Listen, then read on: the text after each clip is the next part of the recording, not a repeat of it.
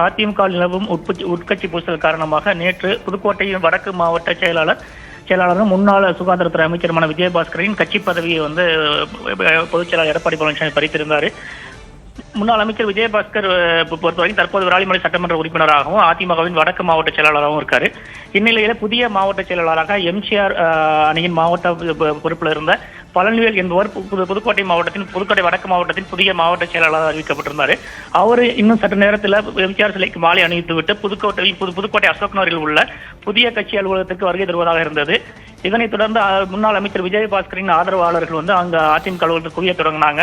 இதன் காரணமாக பாதுகாப்பு முன்னெச்சரிக்கை நடவடிக்கை காரணமாக போலீசார் அங்கு குவிக்கப்பட்டிருக்காங்க.